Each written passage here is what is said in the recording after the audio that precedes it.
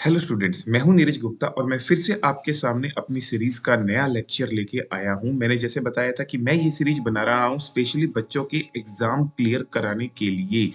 मैंने कहा था कि मैं इस तरीके से प्लेलिस्ट बनाने वाला हूं कि मैंने हर सब्जेक्ट की एक प्लेलिस्ट बना दी है। जैसे कि एग्जाम्पल के लिए मैंने एक प्लेलिस्ट के अंदर 12 वीडियो रखी हैं।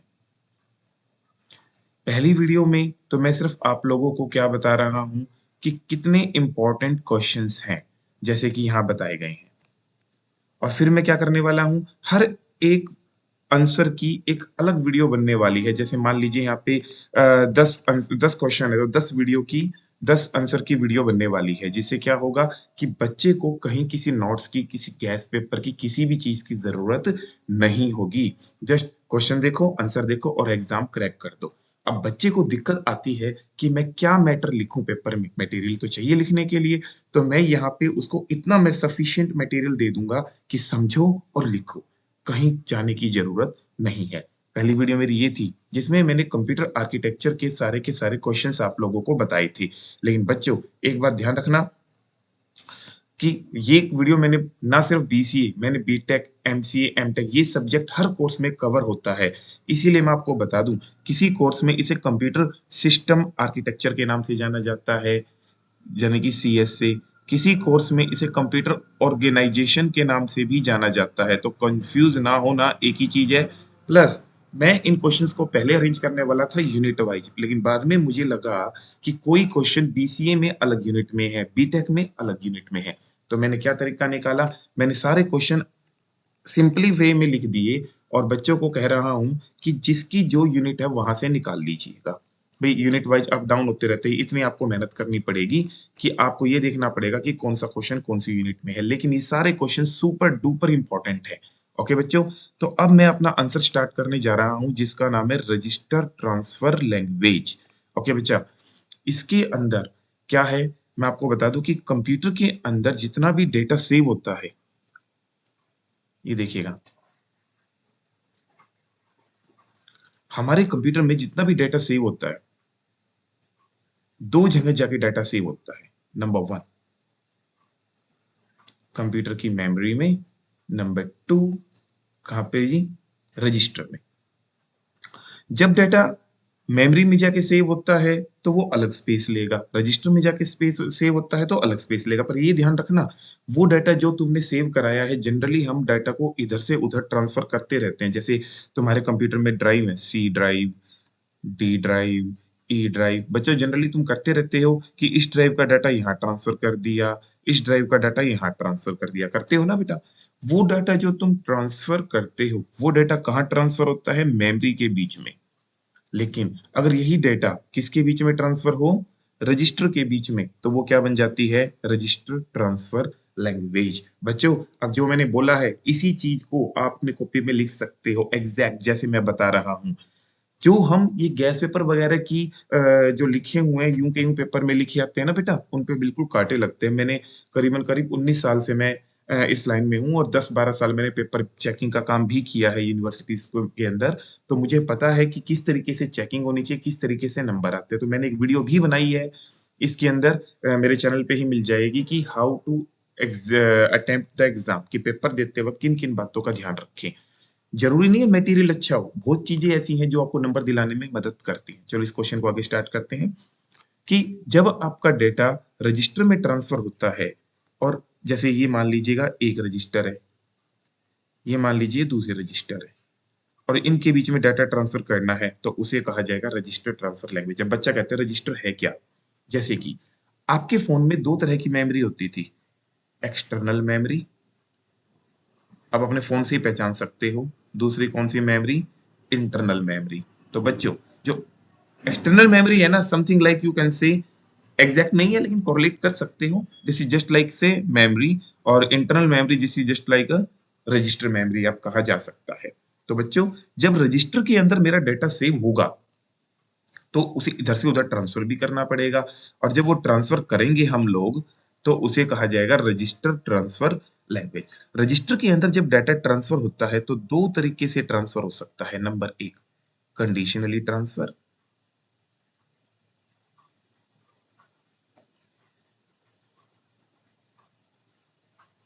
Number 2 unconditional transfer.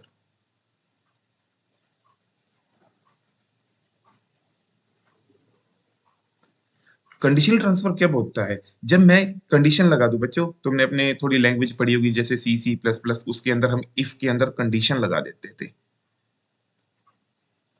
थे ना। जैसे मैंने कंडीशन लगा दी, अगर ये कंडीशन है तो R1 का डाटा कहाँ ट्रांसफर हो जाए? R2 में। याद रहे बच्चों, अगर ये कंडीशन है तो ही डाटा ट्रांसफर होगा। पेन चेंज कर लेते हैं, ये ले लिया मैंने। अगर ये कंडीशन है तो ही डाटा ट्रांसफर होगा, वरना डाटा ट्रांसफर नहीं होगा। बच्चों ये तो किस में आता है? आपका कंडीशनल ट्रांसफर में। आप पेपर में हेडिंग बना दीजिएगा, number 1 conditional transfer, number 2 unconditional transfer. Two में क्या बताना है कि वो कहता है कि भैया कुछ भी हो, हमने तो डाटा ट्रांसफर करना ही करना है, हर हालात में होगा ही होगा। ये होता है आपका अनकंडीशनल ट्रांसफर। आपको पेपर में लिखने के लिए छोटा सा डायग्राम हो, मैंने पहले ही निकाल के रखा है। ये डायग्राम आप बना सकते हैं पेपर के अंदर, देख सकते हैं बेटा। यहाँ पे आप क्या कर रहे हैं? R1 का डाटा किस में ट्रांसफर कर रहे हैं? R2 में। ये आपकी क्लॉक लगाई गई है, ये आपका कंट्रोल है। कंट्रोल यानी कि ये कंडीशन लगा रहा है। जैसे लिखा है ना कि डाटा ट्रांसफर जब हो, जब पी की वैल्यू कितनी हो? 1 हो। अगर ये कंडीशन ट्रू है तो ट्रांसफर होगा, वरना ट्रांसफर नहीं होगा। तो आप ये डायग्राम पेपर में बना के आ सकते हो। वंस अगेन, ये किसका डायग्राम है बेटा? आपका कंडीशनल ट्रांसफर का डायग्राम है। ओके बेटा, तो आपने क्या लिखना है? ये बताने के बाद ये डायग्राम बता देना है, और फिर क्या करना बेटा आपने? इसके बाद आप लोगों को क्या बताना है कि जो रजिस्टर में जो डाटा सेव होता है, वो कैसे डाटा सेव होगा? देखिएगा, वो डाटा हमेशा सेव होता है कैसे? 10101010 की फॉर्म में डाटा सेव होता है। जनरली रजिस्टर का साइज अलग अलग होता है, जैसे 8 बिट के रजिस्टर हैं, 4 बिट के रजिस्टर हैं, या 16 बिट के रजिस्टर हैं। अलग अलग साइज होता है। मैं मान लेता हूं, मैं किस पे काम कर रहा हूं? 8 बिट के रजिस्टर पे। ये लीजिएगा, क्या है? इसको दो पार्टीशन में तोड़ दिया जाता है, 4 4 बिट की। पहली में होती है लो बिट, और अगली में होती है हाई बिट। यस, लो बिट और हाई बिट। प्लस, जैसे हम नॉर्मली अपने कंप्यूटर में ऑपरेशन परफॉर्म करते रहते हैं, जैसे क्या ऑपरेशन परफॉर्म किया हमने? एडिशन, सब्ट्रैक्शन वगैरह वगैरह। उसी तरह रजिस्टर के अंदर जो भी डाटा सेव होता है, ये तो कंफर्म है, रजिस्टर के अंदर जो भी डाटा सेव होगा, वो डाटा हमेशा किस में सेव होगा? बाइनरी वैल्यू में सेव होता है, 10101 में। मेमोरी के अंदर हम जो भी ऑपरेशन परफॉर्म करते हैं, उन्हें कहा जाता है ऑपरेशन। और रजिस्टर पे हम जो भी ऑपरेशन परफॉर्म करते हैं, उन्हें कहा जाता है माइक्रो ऑपरेशन। बच्चों ये क्वेश्चन थोड़े बड़े बड़े हैं, थोड़ी वीडियो की लेंथ बनेगी, प्लीज इस चीज को समझिएगा। क्वेश्चन बड़े बड़े हैं, थोड़ी सी लेंथ क्वेश्चन बनेंगे आपकी, लेकिन ये गारंटीड बात है कि पेपर के लिए कहीं से पढ़ने की जरूरत नहीं है। तो बच्चों मैं बताऊं, रजिस्टर के ऊपर जो भी आंसर ऑपरेशन परफॉर्म किए जाते हैं, उन्हें कहा जाता है माइक्रो ऑपरेशन, जो कि मेरी सीरीज का अगला लेक्चर है। ये देखिएगा, इसके बाद जो हम वीडियो बनाएंगे ना, वो माइक्रो ऑपरेशन पे बनाएंगे, कैसे माइक्रो ऑपरेशन काम करते हैं। ठीक है जी। फिलहाल हम रजिस्टर ट्रांसफर की बात करते हैं, तो देखिएगा, माइक्रो ऑपरेशन, जो रजिस्टर पे ऑपरेशन लगेंगे हमारे, ठीक है। अब रजिस्टर के अंदर जो डाटा ट्रांसफर होता है, वो ट्रांसफर कैसे होता है? ये देखिएगा बच्चों, ये एक रजिस्टर है, ये दूसरा रजिस्टर है। अगर किसी बच्चे ने कभी लैपटॉप ओपन किया हो, या कभी कोई सीपीयू ओपन हुआ देखा हो, तो उसमें देखा होगा बड़ी सारी वायर्स होती है, पतली पतली पतली पतली बड़ी सारी वायर्स होती हैं। ये वो वायर होती हैं जिनके ऊपर से डाटा ट्रेवल करता है। इन वायर को कहा जाता है बस। बेटा बस वो होती है जिसके ऊपर डाटा लोड होता है, जिसके ऊपर डाटा लोड होएगा, और डाटा क्या होएगा? ट्रांसफर होएगा। तो रजिस्टर का डाटा ट्रांसफर करने में आपकी बस मदद करती है। हाँ जी, रजिस्टर डाटा ट्रांसफर करने में आपका कौन काम करेगा? बस काम करती है, इसीलिए इसे कहा जाता है बस एंड मेमोरी ट्रांसफर।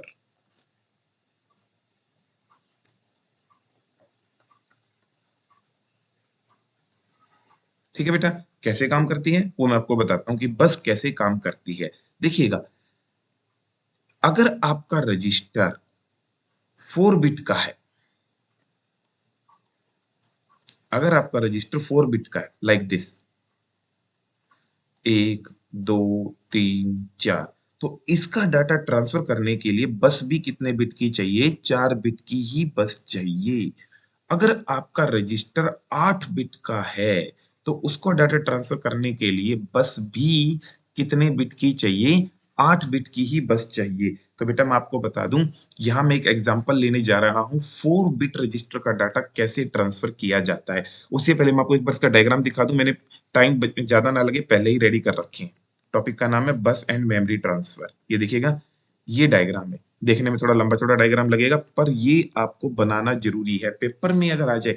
बच्चों ये क्वेश्चन बीटेक वालों का तो बहुत ज्यादा आता है, बस एंड मेमोरी ट्रांसफर बीटेक को लूं तो ये क्वेश्चन आपका इंपॉर्टेंट है, ठीक है ना। बीसीए में चांसेस होते हैं आ भी सकता है और नहीं भी आ सकता, तो करना उनको भी चाहिए। जितने क्वेश्चन मैंने वीडियो में दिए हैं सारे क्वेश्चन करके जाइए ही जाइएगा, ठीक है बेटा। अब इस डायग्राम को मैं समझा रहा हूँ, देखने में थोड़ा सा टेढ़ा मेढ़ा लग रहा है, बड़ा बड़ा इजी है।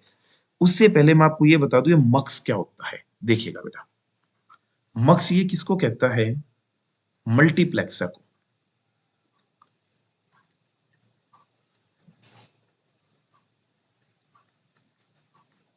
तुम कहोगे सर मल्टीप्लेक्सर क्या है? देखिएगा, हमारे कंप्यूटर में सारे ऑपरेशन कौन परफॉर्म करता है? सीपीयू। कोई भी ऑपरेशन, और सीपीयू जो भी काम करता है वो किसके परफॉर्म करता है? 1 या 0 पे। ऑपरेशन परफॉर्म करने के लिए जो सीपीयू है हमारे अलग अलग सर्किट यूज करता है। अब तुम कहोगे सर ये सर्किट क्या होते हैं? सर्किट अलग अलग डायग्राम होते हैं, जैसे तुम पढ़ते हो ना सीपीयू के अंदर एएलयू होता है, सीयू होता है, कंट्रोल यूनिट होती है। उसी तरह एक सर्किट होता है जिसका काम होता है मल्टीप्लेक्सर। हर एक सर्किट का अलग अलग काम होता है, ज्यादा डीप में जाने की जरूरत नहीं है अभी आपको। तो बच्चों मैं आपको बता दूं मल्टीप्लेक्सर क्या काम करता है। जब कंप्यूटर में बड़ी सारी इनपुट आती हैं, 1 2 3 4, लेकिन कंप्यूटर को उनमें से सिलेक्ट सिर्फ कितनी करनी होती है? एक। तो वहां आपका मल्टीप्लेक्सर काम करता है, याद रहे बच्चों। मल्टीप्लेक्सर जैसे अब आपके पास कोई बंदे राय देते हैं, भाई ऐसे कर ले ऐसे कर ले ऐसे कर ले, लेकिन तुम्हें सिलेक्ट कितनी बात करनी होती है? एक। तो वो आप अब उसके लिए आप क्या लगाते हो? अपना मल्टीप्लेक्सर, यही कह सकते हो आपका ब्रेन मल्टीप्लेक्सर यूज करता है, ठीक है बेटा। तो मल्टीप्लेक्सर की एक खास बात है, इसके अंदर इनपुट तो होती है मैनी, और इसके अंदर आउटपुट जो होती है वो सिर्फ कितनी होती है? एक। मल्टीपल इनपुट एक आउटपुट, लेकिन इनपुट भी हमेशा किस में रहती है? 2 टू पावर n में। जैसे कि n की वैल्यू 1 है तो 2 की पावर 1 इनपुट रहेंगी 2, जबकि आउटपुट सिर्फ एक आएगी। अगर n की वैल्यू 2 है तो 2 की पावर 2 इनपुट रहेंगी 4, पर आउटपुट आएगी 1। अगर इनपुट 4 है तो मल्टीप्लेक्सर बन जाएगा 4/1 का।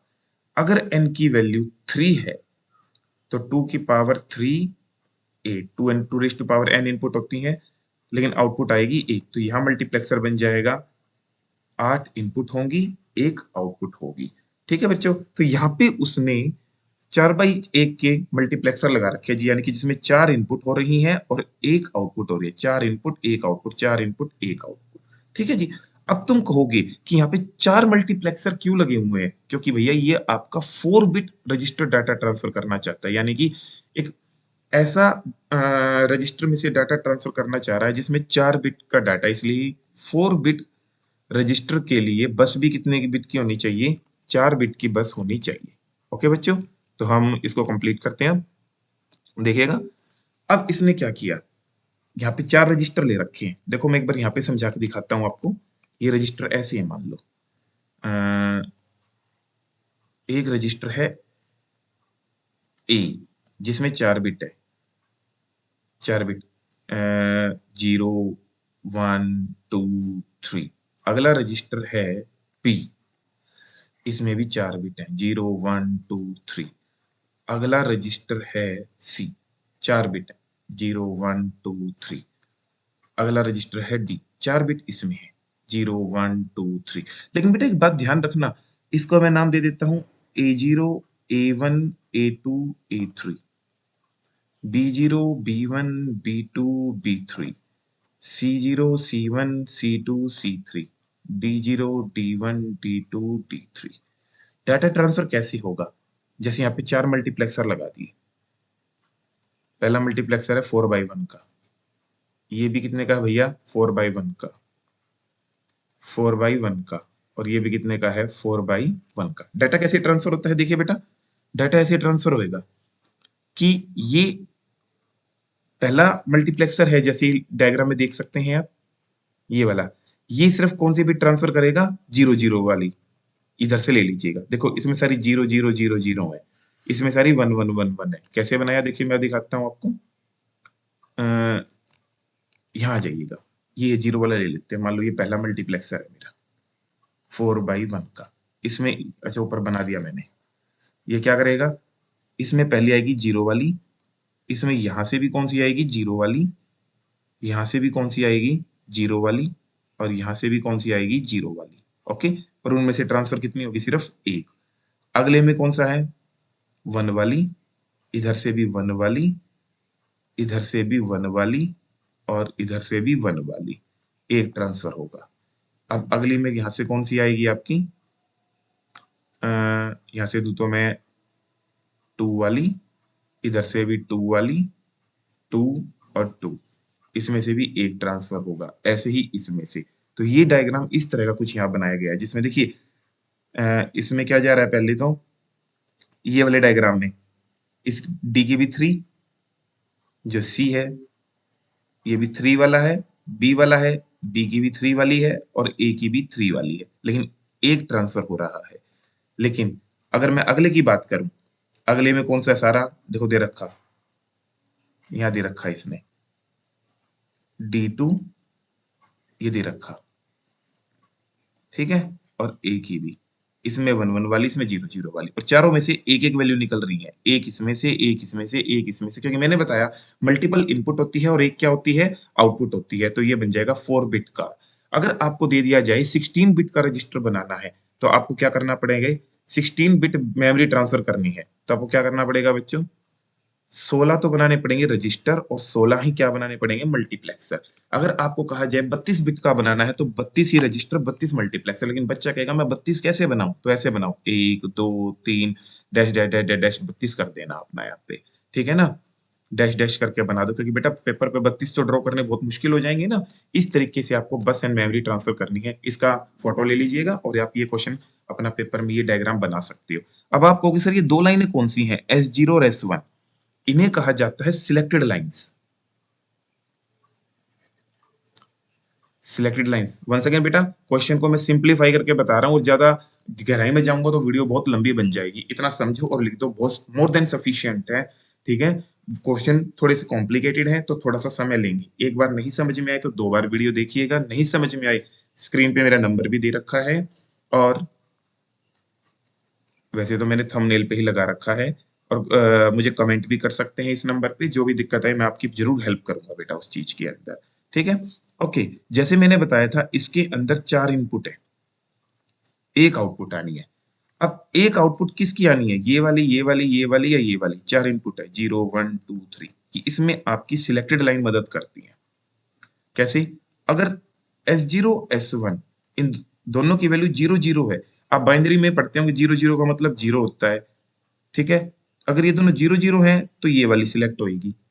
अगर 0 1 है तो ये वाली सिलेक्ट होगी, क्योंकि 0 1 का मतलब 1 वाला होता है। 1 0 है तो 2 वाली सिलेक्ट होगी, और 1 1 है तो लास्ट वाली सिलेक्ट होगी, 3 वाली सिलेक्ट होगी, ठीक है? और ऐसी ही एक टेबल आप बना के भी दिखा सकते हैं, ऐसी बस एंड मेमोरी ट्रांसफर की, ठीक है बच्चों?